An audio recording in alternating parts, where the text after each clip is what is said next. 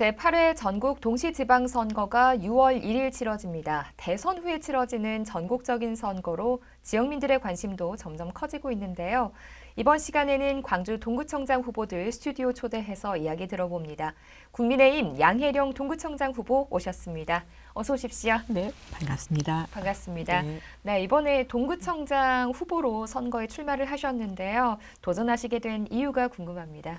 네, 전임 청장님들께서도 열심히 하셨지만은 한정된 예산으로 특화 사업을 하는데 애로가 있었기 때문에 호남에서 윤 당선자하고 인연을 맺은 이 한 사람으로서 동구청장을 한다면은 전폭적인 지원을 받을 수 있을 것 같다. 즉 민주당 소속 구청장보다는 동구 발전과 수건 사업을 많이 해결할 수 있다는 생각으로 주민들께서 전폭적으로 출마 요구가 있었습니다.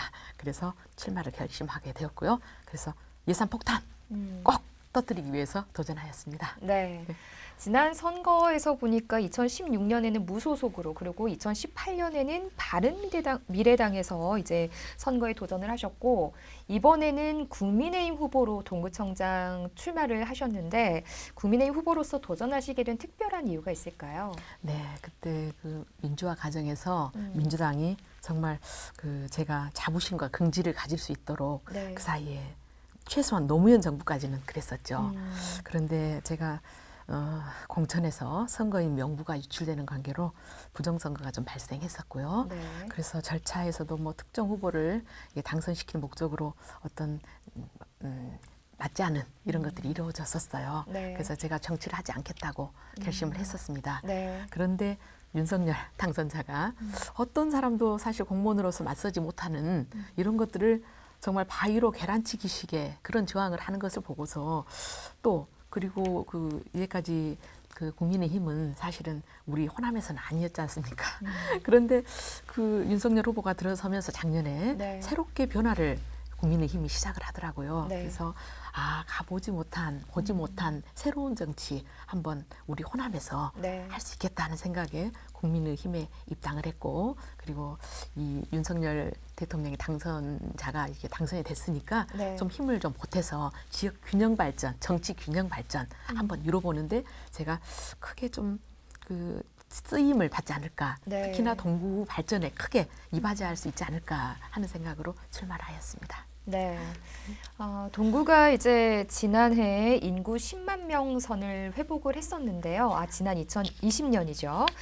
이 원인에 대해서 이제 대단위의 신규 아파트 건립이 주된 요인이지 않았을까라는 이런 분석이 있는데, 근데 이와 별개로 이제 이 인구 유입을 위한 동구만의 장점이 과연 뭔가라는 이런 지적들도 있습니다. 여기에 대해서 후보자님의 생각이 좀 궁금한데요. 네, 맞습니다. 단순하게 재개발로 주거 그 인구만 늘어난다고 해서 동구 주민의 삶이 윤택해지고 뭐 이렇게 계속 인구가 늘어나고 그러지는 않습니다.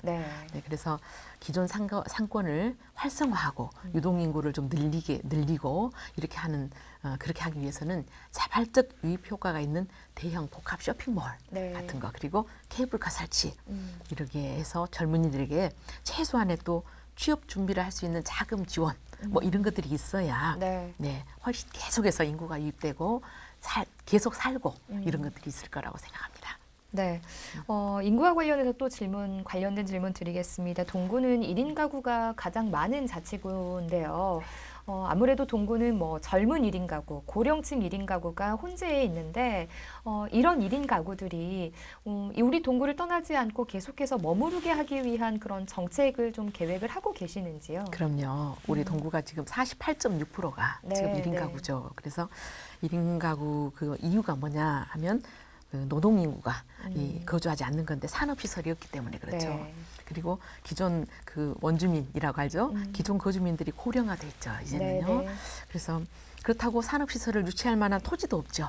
그래서 이제 대안으로 한다면 사무실형 연구 시설 그리고 전문가들의 그 거점 지역으로 활성화하는 뭐 이런 정도 대안밖에 없어요. 사실은 그나마 이 정도도 뭐 대안이라고 할 수 있으나 그렇지만 사실 젊은 층부터 중년까지 1인 가구 하고 또 노년층의 1인 가구 이렇게 나눠지죠. 네네. 그중에 젊은 층에서 중년까지 1인 가구들은 사실은 뭐 혼자 홀로 키운다든가 뭐 아이도 키우고 청년이라든가 뭐 이런 층인데 요리를 좀 가르쳐 주는 거 뭐 이런 정책부터 가장 소소한 것부터 시작해서 네. 그 앞서 말한 복합 쇼핑몰이나 케이블카, 마사회 이전 이런 것들을 통해서 제가 그 경제의 활력을 불러넣고 그리고 일자리를 만들고 이렇게 네. 하다 보면 자연스럽게 문제가 해결될 거라고 생각하고요.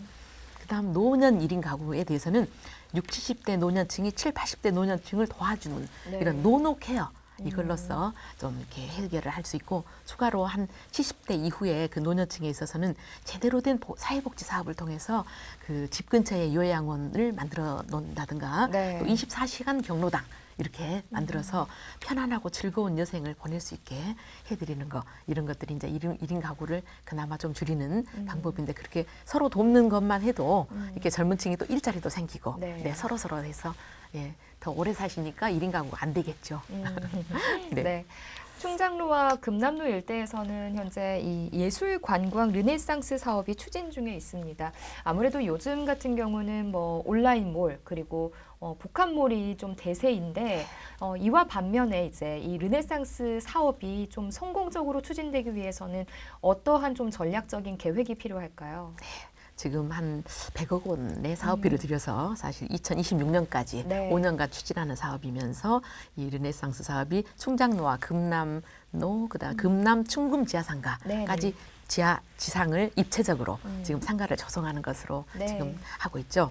그런데 이렇게 하려면은 사실은 유동인구 외에도 체류형 관광객이 필요하다고 생각해요. 네. 그래서 그 체류형 관광객은 제가 의료 관광을 이야기하고 있습니다. 네. 그래서 이제 이렇게 문화 전당도 살고 다 전체가 살려면 이제 의료 관광도 제가 충분히 할 수 있는 여건이 되거든요. 네. 전대, 조대, 병원 다 있지 않습니까? 네. 동구에. 그래서 제가 그런 생각으로 대안으로 잡고 있고요. 그리고 대대적인 상가 정비를 해야 하고요. 네. 그러기에는 사실은 대형 쇼핑몰, 복합 쇼핑몰이 있음으로써 이 반경 5km 이내에 그 점포가 늘어나고 또 매출이 늘어나고 그래요. 네. 그 효과가 충장로, 금남로, 충금 지하상가까지 다 미칠 겁니다. 그래서 이제 그렇게 해서 아주 대대적인 상가를 정비하는 거, 네. 그러면서 주차장 확보하는 거. 그래서 주차장의 경우에는 제가 지하 주차장을 이야기하고 있는데요. 네. 그 지하 주차장이 사실 그 도로 그리고 학교 그리고 관공서를 이용해서 주차장을 확보해 줘야 이런 사람들이 와서 이게 편안해야 되지 않습니까? 네. 그래서 주차장을 확보하는데 아까 다음에도 이야기하겠지만 복합 쇼핑몰과 더불어서 제가 대인시장에도 하려고 하고 있어요. 거기에 중앙로와 재봉로를 따라서 거기까지 전부 대인시장까지 합쳐 넣는 네. 그런 복합 쇼핑몰을 15,000평 정도로 생각을 하고 있는데요. 네. 그렇게 되면 바로 그 옆에 도로, 재봉로와 중앙로 다 이용할 수가 있고요. 그리고 중앙초등학교, 전남여고, 그리고 지금 동부청, 그리고 서석초등학교까지 네. 다 연결해서 지하 주차장을 만들면 엄청 좋은데 그 복합 쇼핑몰을 만들게 되면 엄청 쉽게 되는 거죠, 이게. 네. 네, 그렇게 해서 연결하면 지금 충장 르네상스 타워까지 전부 연계해서 문화 전당까지 우리 동구는 정말 그 신천지가 될 거라고 생각합니다. 네. 그 동구의 대표적인 전통시장이 두 곳이 있습니다. 대인시장과 또 남광주 시장이 있는데 남광주 시장 같은 경우는 그래도 조금은 회복이 되지 않나라는 생각이 드는데 대인시장 같은 경우는 예전에는 이제 예술시장이었는데 요즘에는 그 색이 좀 바란 것 같아서 아쉽습니다. 전통시장 활성화를 위한 계획은 어떻게 세우고 계시나요? 우리 대인시장이 참 마음이 아프죠. 사실 재래시장으로서 엄청 번창했지 않습니까? 네네. 근데 지금은 50군데가 지금 문을 닫았어요. 예술시장도 코로나 때문에 네. 사실 개장을 못했지 않습니까? 네네. 그래서 한 2년 정도 정말 힘들었었고요. 그래서 이제 제가 봐서 그 재래시장으로서 하는 것보다는 이 그 상인들께서 전부 다 이 연구를 하고 어떤 계획을 세우셨어요. 네. 재개발, 재건축 이렇게 진즉부터 해왔던 것을 네. 접목을 시키면 지금 이번에 윤석열 당선자에게 복합 쇼핑몰을 이야기한 데가 바로 동구입니다. 대인시장을 생각하고서 냈는데요. 네. 왜냐? 재래시장 소상공인들이 굉장히 힘들다고 네. 했잖아요. 근데 지금 재래시장 이거를 그냥 무조건적으로 복합 쇼핑몰만 만들면 안 돼요. 소상공인이나 재래 재래시장의 상인들과 함께 상생하는 그런 쇼핑몰을 만들어야 된다고 생각하고요. 그러면서도 원도심 활성화에 기여하는 그런 쇼핑몰을 만들어야 된다 생각하는데 네. 그렇게 되면 지금 어떤 후보께서는 5,000평이라고 이야기하던데요. 대인시장이 5,000평이 아니고 그 둘레까지 해서 사실 딱 떨어지는 15,000평입니다. 14,000평이 되는데 네. 지금 대전에 그 쇼핑몰이 15,000평이에요. 네. 지하 3층, 지상 9층 해가지고 굉장히 그 85,000평 정도가 연금평이 돼가지고 잘 되고 있는데요. 네. 그런 쇼핑몰로 충분합니다. 지금 14,000평이 딱 떨어지는 대인시장 쪽입니다. 전체 네. 합쳐서. 네, 네. 그래서 이제 이렇게 하게 되면 대인시장 물론 살죠. 그리고 그 상인들께서 사실은 50가구가 비어 있을 뿐만 아니라 연령층도 상당히 좀 됐어요, 이제는요. 네. 그래서 이제 그분들이 그 적극적인 협력을 약속했습니다. 네. 그리고 김치 및 전통식품 플랫폼을 구축해서 사실은 수출도 할 수 있고 그 복합 쇼핑몰에서요. 네. 그리고 사실 인근 아파트 주민들이 변화됐잖아요. 라이프 스타일이 바뀌었잖아요. 네. 거기에 대응하려면 이렇게 해야 된다고 스스로 전부 그쪽 그 주민들께서 이야기를 해서 상생 모델이 될 겁니다. 네. 사실 대형마트나 이 전통 시장에 분들이 상생 모델을 구축하면 정말 그 본보기가 될 수 있는 그런 것이 되고 제가 아까 잠깐 말했던 주차 관련해서 주차 시설이 아무래도 부족할 수도 있죠. 아무리 그렇게 해도 거기 아까 지하 주차장까지 하는데 복합 쇼핑몰을 서로 하려고 해요. 지금 대형 그 대기업들께서 지금 네. 서로 하려고 하는데 그 앞에 뭐 롯데백화점이 온다든가 이러면은 이쪽까지 다 정리할 수가 있는데 이거를 윤 대통령이 있기 때문에 윤석열 당선자께서 사실 예산의 절반을 광주에다 쏟겠다 하는 정도로 굉장히 열의가 있습니다. 네. 그렇다면 국토부라든가 무슨 뭐 여기 뭐 전부 중소기업이라든가 다 이제 연결되는 게 대통령이 해달라 하면 전부 이게 정리가 될 수 있는 그러니까 공공용지 같은 경우는 아까 학교나 도로 이런 것들은 사실 교육부도 관련되고 국토부도 관련되고 연결이 다 되거든요. 네. 그러면 거기에 조금 이게 애정이 있으면 충분히 할 수 있는 부분이 있습니다. 그래서 제가 나가야만 된다는 것을 지금 이야기하고 있죠. 네, 알겠습니다. 지산 유원지나 증심사 부근의 케이블카 설치를 공약으로 내세우셨습니다. 하지만 여기에 대한 반대 의견들도 만만치가 않은데요. 어떤 이유에서 설치가 필요하다고 보시고 또 반대하는 분들은 어떻게 좀 설득할 계획이신가요? 지금 사실 도시에 무등산 같은 명산은 없습니다. 그리고 그런데 이제 또 시간적 여유가 안 되거나 건강하지 못하고 다리가 불편하다든가 또 이런 분들은 네. 사실 올라갈 수가 없죠. 그래서 이제 장애인이라든가 외지인이라든가 이런 네. 분들은 사실 여기에서 시간적 여유가 있고 건강하고 등산을 즐기는 사람들만이 전유물로 무등산이 됐다고 생각을 해요. 네. 우리는 생전도 가보지도 못한 무등산을 가보고 싶다. 입석 때나 소속 때도 가보고 싶다. 이러는 거예요. 네. 그래서 이제 이거를 사실 반대하는 분들이 많이 계시니까 어떻게 설득할까 하는 것이 제가 사실 시의원 할 때 2010년에 네. 시의회에서 이 투표를 했었어요. 네. 찬반 투표를 했는데 한 표 차이로 부결이 됐었습니다. 아. 그때 제가 반대표를 했습니다. 왜냐? 케이블카를 하기 이전에 문화전당이 삽을 못 두고 있었어요. 네. 2년 동안 별관 철거냐 보존이냐 가지고 네. 삽을 못 두고 돈이 왔는데도 그래서 제가 케이블카는 좀 뒤로 갑시다. 우선 이것부터 하고 합시다 하고 제가 그때 문화수도 특별위원장으로서 그때 정리를 했었었는데요. 네. 그 한 표가 이제는 찬성입니다. 이제는 지금은 또 어찌 될지 모르나 지금 이 무등산 보호단체 협의회라든가 굉장히 그 무등산을 사랑하는 분들께서 반대를 좀 하고 계시죠. 네. 근데 이분들께서도 이제는 많이 그 이해를 하는 분들이 계시다고 들었어요. 네. 그런데 이제 우리 가장 중요한 그 설득 명분은 사실은 주민들의 여론입니다. 시민들의 여론인데요. 네. 작년 4월 19일 날 전체가 다 그 언론기관에서 공동으로 여론조사 했죠. 그 결과로 광주 시민 57.7%가 케이블카에 찬성을 했고 네. 특히나 무등산 인근 지역의 그 주민과 젊은 층에서 아주 찬성 응답이 높게 나왔죠. 네.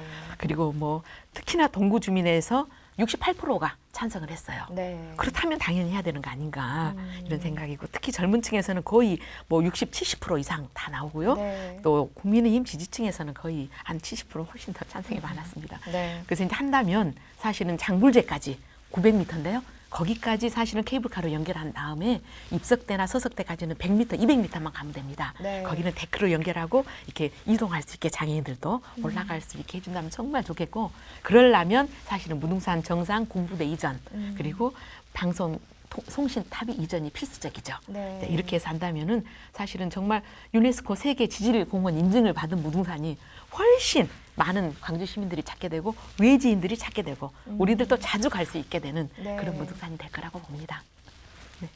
네. 지난해 이제 학동 참사가 발생을 했는데요. 이와 관련해서 서울시가 현대산업개발에 8개월 동안 영업 정지 행정명령을 내렸다가 다시 이제 벌금형으로 좀 대폭 낮추는 그런 것과 관련해서 이제 시민들의 반발도 만만치 않습니다. 현대산업개발에 대한 어떠한 대응 계획을 갖고 계시고 또 이와 관련해서 동구에 대한 이런 안전 계획은 어떻게 세우고 계시나요? 정말 동구민의 한 사람으로서 정말 일어나지 않을 사고가 일어났다고 네. 봅니다.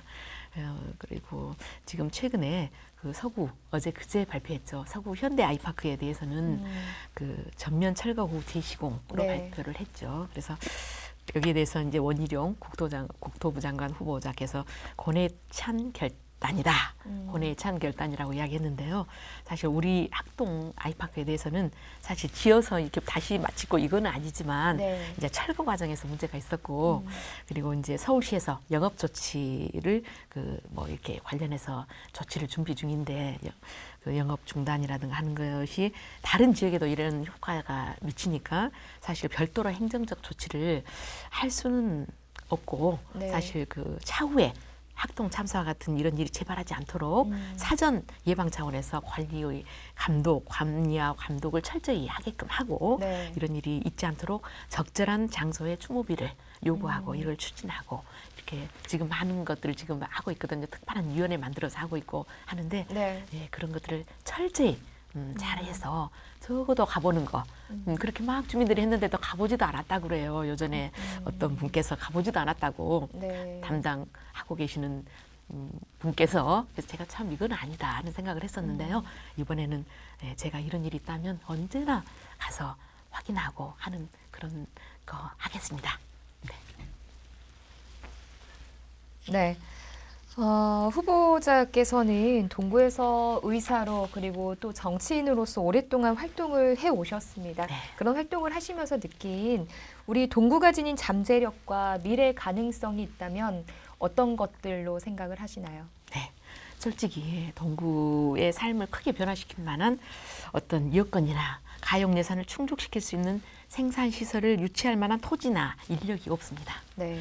예, 그래서 기존 상가의 활성화하고 새로운 관광 거점을 만들어서 유동 인구를 유입을 유도하고 그리고 동구민이 현 거주지에서 삶을 정말 질적으로 유지하고 이게 사는데 불편함이 없도록 그 취업 거점으로 그 활용하도록 하려고 제가 여러 가지 그 공약을 내세웠죠. 네. 네, 그런데 정말 이대로는 안 된다 하는 것을 주민들이 많이 아시고 제가 한 공약에 대해서 정말 이대로만 되면 좋겠다. 정말 이번에 양혜령이 당선돼서 이렇게 좀 해줬으면 좋겠다 네. 하는 것들이 정말 많았습니다. 네. 그게 이제 아까 윤석열 대통령 당선자께서 지역 균형 발전을 정말 원하시는데 특히나 호남 지역 628개 자치단체 장과 시, 군, 구, 의원 전체 수 중에 628개 중에 국민의힘 후보가 그 당선자가 한 명도 없습니다. 네. 현재요. 네. 그래서 이번에 이제 이런 그 동구가 지닌 잠재력이 현재 없는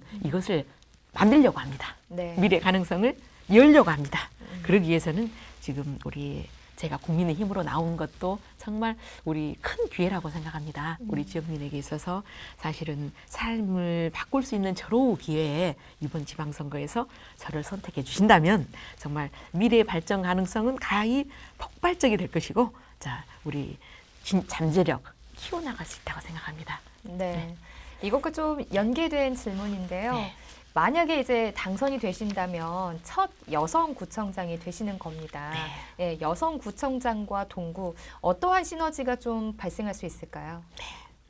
구청장이 이제까지 남성분들이었죠. 네. 사실 그래서 뭐 동구뿐만이 아니라 광주 전체가 사실 남성분들이어서 네. 어딘지 모르게 권위적이고 딱딱하고 뭐 주민들이 찾기가 좀 힘들고 네. 그리고 또 만남도 자연스럽지 않고 그래서 여성인 제가 당선된다면 사실 찾는 사람도 많고 소소한 그렇게 이야기하기 좀 꺼리던 소소한 세세한 이야기들도 마음 놓고 상의하게 될 거라고 생각합니다.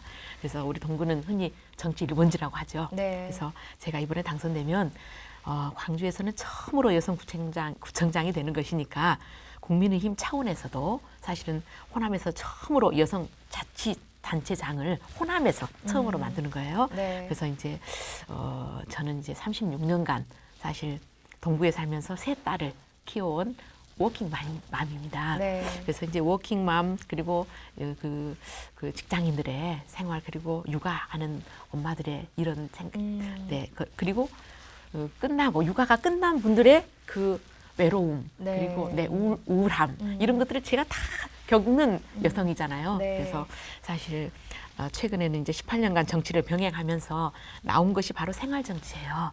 거기에서 제가 어떤 정말 주민의 행복 그리고 우리 호남의 발전, 광주의 발전, 특히 동구의 발전을 생각하고 나왔는데 이번에 정말 좋은 기회가 된 거예요. 그래서 제가 당선된다면 기적적이라고 저는 봅니다.